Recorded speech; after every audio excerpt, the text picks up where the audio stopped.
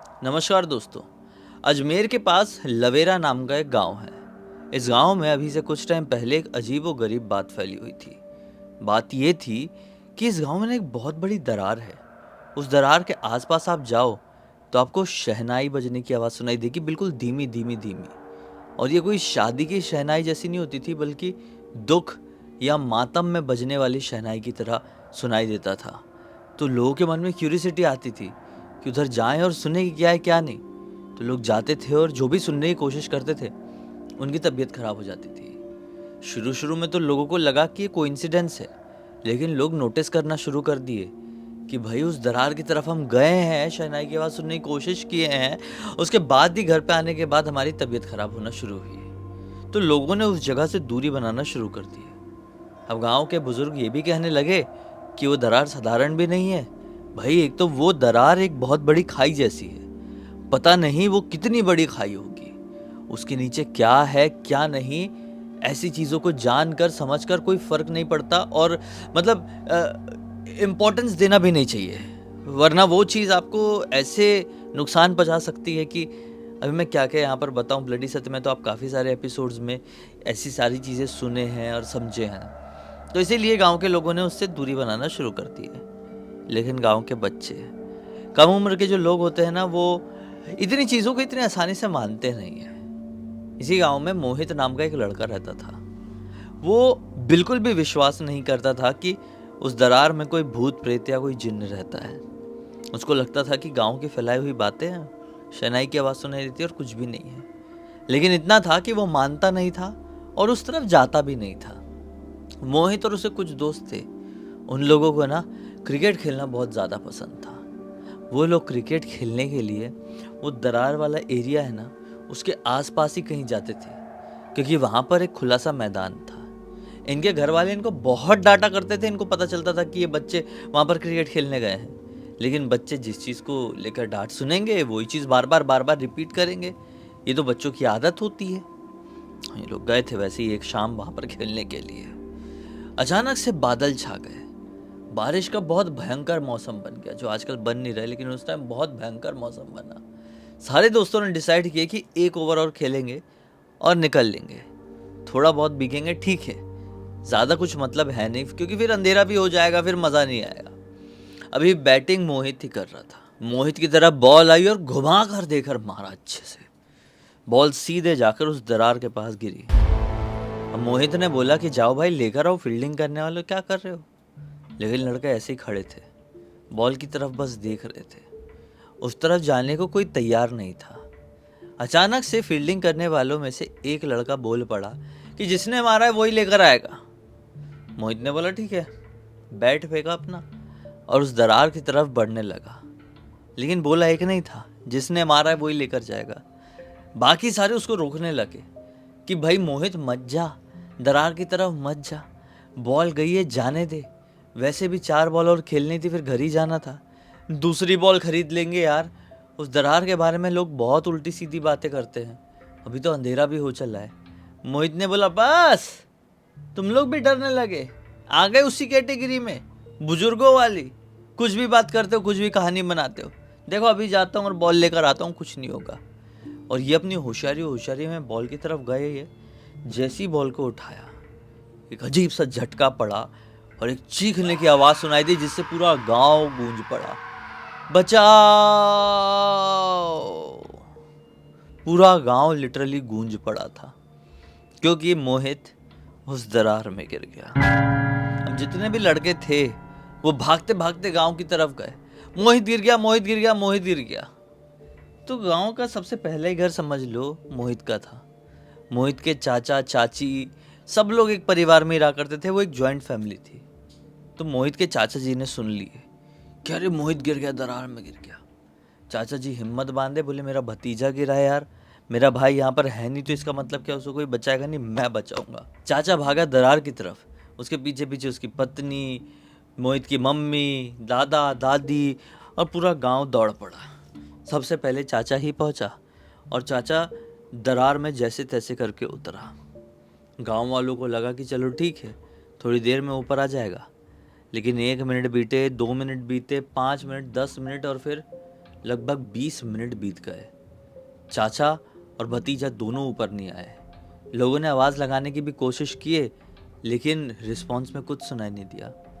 अभी इन्हीं के रिश्तेदारों में एक आदमी फिर से आगे आया, बोला कि मैं लेकर आऊँगा। मोहित मेरे भतीजे जैसा ही था। अब वो भी उतरे। थोड़ी देर बाद उनका भी पूरा साइलेंस, उनका भी कोई रिस्पॉन्स नहीं आया। ऐसे करते करते करते उस परिवार में जितने भी आदमी रहे होंगे, उस गांव में ही रहते थे सारे के सारे, वो सब दरार में उतर गए, सब उस खाई में उतर गए, लेकिन कोई रिटर्न नहीं आया। फिर गांव के दूसरे लोग, ऐसे करते करते भाई लगभग 25 से 30 लोग उस दरार में उतर गए, लेकिन रिटर्न कोई आ ही नहीं रहा था। अब इतने में एक दिमागदार लड़का सामने आया, जिसका नाम रघुवीर था। उसके पास थी एक मोटी सी रस्सी। बोला, इस रस्सी को बांधकर मैं नीचे जाऊंगा, वरना इस गांव का हर एक मर्द खत्म हो जाएगा। मैं जितने लोग गए हैं उन सबको सही सलामत लौटा कर लेकर आऊंगा, आप चिंता मत करो। रघुवीर की माँ आई, बोली, बेटा तेरी अभी तो जिंदगी बनना शुरू हुई है। तू शहर में अच्छा खासा रह रहा था, तो तू सिर्फ छुट्टी मनाने के लिए आया था ना, ये सारी चीज़ों में मत पड़। हम गांव के लोग ये सारी चीज़ों को समझ लेंगे। और वहाँ पे नीचे कोई शैतान रहता है, उससे लड़ना कोई साधारण बात नहीं है। कोई नॉर्मल आदमी नहीं रहता है वहाँ पे। रघुवीर ने बोला, बस माँ, मैं हूँ ना, मैं सब ठीक कर दूंगा, एक बार भरोसा रखो। मैं अपनी आंखों के सामने पूरे गांव को ख़त्म होता हुआ नहीं देख सकता। रघुवीर ने अपनी रस्सी सारे के सारे गांव वालों को पकड़ा दिया। काफ़ी समय बीत चुका था, प्रॉपर रात हो चुकी थी। बच्चे डर के मारे कोने में बैठकर रो रहे थे। बूढ़ों को कुछ समझ में नहीं आ रहा था कि क्या करें।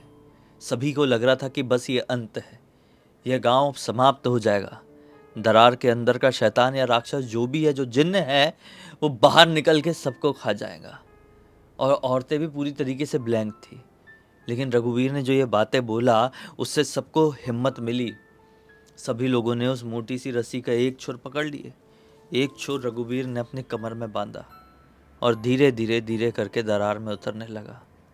शुरुआत के कुछ मिनट तो पूरी तरीके से साधारण थे, लेकिन जब वो काफ़ी नीचे उतर गया, ऊपर से लोग दिखाई देना बंद हो गए, तब उसको एक अजीब सी बेचैनी हुई, क्योंकि ना ही ऊपर कुछ दिखाई दे रहा था और ना ही नीचे।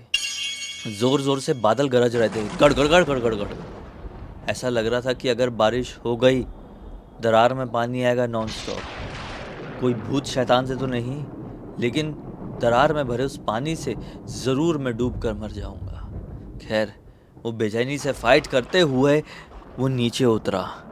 एग्जैक्टली जब वो तल पर पहुंचा, मतलब दरार के नीचे एक्चुअल में एक अच्छी खासी बड़ी जगह है, जैसे ही वो उसके तल पर उतरा है, उसको एक अजीब सी ठंडक महसूस होने लगी। ठंडक के साथ उसकी सांसें रुकती जा रही थी, धीमी पड़ती जा रही थी, हार्ट बीट बहुत तेज हो गई। सामने सिर्फ और सिर्फ धुंध छाया हुआ था, कुछ भी नहीं दिखाई दे रहा था। लेकिन हाँ, प्रॉपर अंधेरा नहीं था भाई। पता नहीं, कहीं तो भी रोशनी का एक सोर्स था, जिससे इतनी नीचे भी विजन तो था भाई। तभी तो पता चल रहा था कि यहाँ पर धुंध छाया हुआ है। धीरे धीरे करके वो रोशनी बढ़ने लगी, बढ़ने लगी, बढ़ने लगी। अब वो रोशनी इतनी ज़्यादा बढ़ गई कि अपने आसपास की सारी चीज़ें देख भी सकता है और बहुत प्रॉपर तरीके से महसूस कर भी सकता है। लेकिन अब ये खड़े रहने में सक्षम नहीं था, क्योंकि सांस जाती जा रही थी, जाती जा रही थी। ये पैरों के बल से घुटनों के बल आ गया। कितने में बिल्कुल सामने से इसको कोई इसकी तरफ आता हुआ दिखाई दिया। ये घबरा गया कि ये कौन चल कर आ रहा है। धुंध छट गई।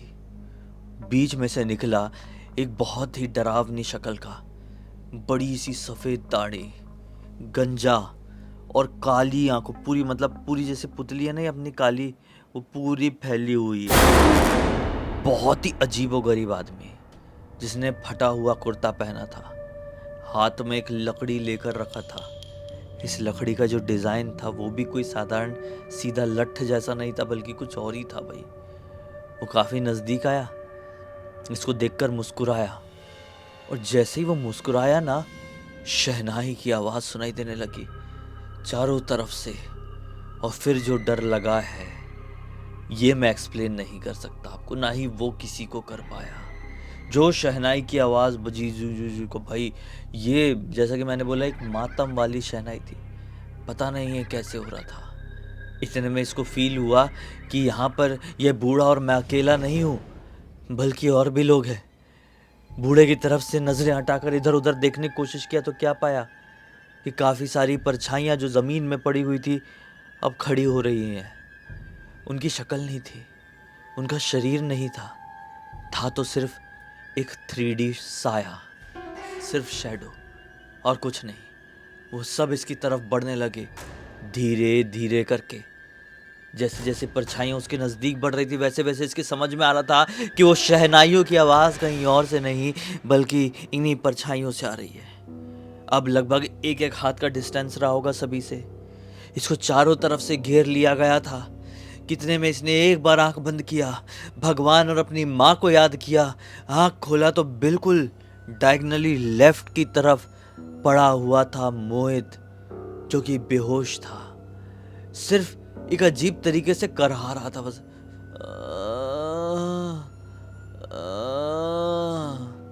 इसने हिम्मत बांधा, घुटनों के बल खड़े हुआ।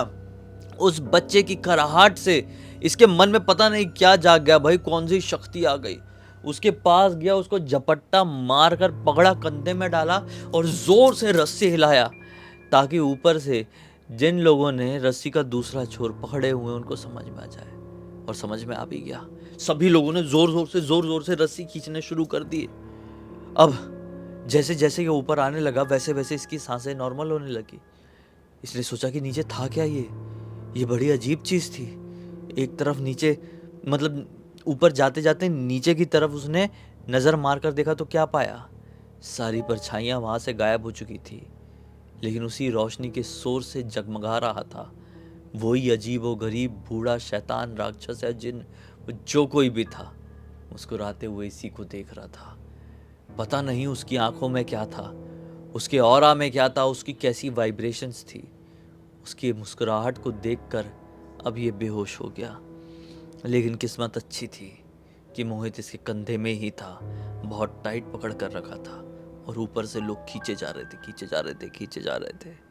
फाइनली ये ऊपर पहुंच गया। इसकी आंखें खुली और 3 दिन बीत चुके थे। 3 दिन ये अस्पताल में बहुत एक्सट्रीम हाई फीवर में एडमिट था। डॉक्टर्स जवाब दे चुके थे कि इसकी जान नहीं बच पाएगी, इसका फीवर इसके मस्तक पे मतलब ब्रेन में चढ़ गया है। ऐसे सिचुएशन में बहुत rarest of the rare case में लोग बच पाते हैं, लेकिन ये बचा। पता नहीं कैसा भगवान का आशीर्वाद था भाई इसको कि ये मोहित को निकाल भी ले आया। उस शैतान को लिटरली आंखों में आंखें डालकर चैलेंज करके ऊपर भी आ गया और बच भी गया। जागने के बाद इसने पूरे गांव के लोगों को ये किस्सा बताया। उस दिन के बाद से डिसाइड कर लिया गया कि वहाँ पर ब्लॉक ही कर दिया जाएगा। वहाँ पे बड़े बड़े लोहे की सरिया से उस पर्टिकुलर जो जगह थी, मतलब वो जो दरार थी, उसको बंद कर दिया गया। और बड़े बड़े पत्थर चट्टान जैसे लगवा कर ऐसा कर दिया गया कि वो रास्ते अब ब्लॉक है, वहाँ पे कोई जा ही नहीं सकता। ये काफ़ी साल पहले की घटना है, लेकिन आज भी शायद गांव का बच्चा बच्चा इस घटना को जानता है। इस पूरी घटना की जानकारी मुझे इसी गांव की साक्षी नाम की लड़की ने लिख भेजी। मैंने सोचा आप लोग को सुनाऊं, एक खतरनाक सीख और मनोरंजन मिलेगा। इसी एक नोट के साथ कहानी का अंत कर देते हैं।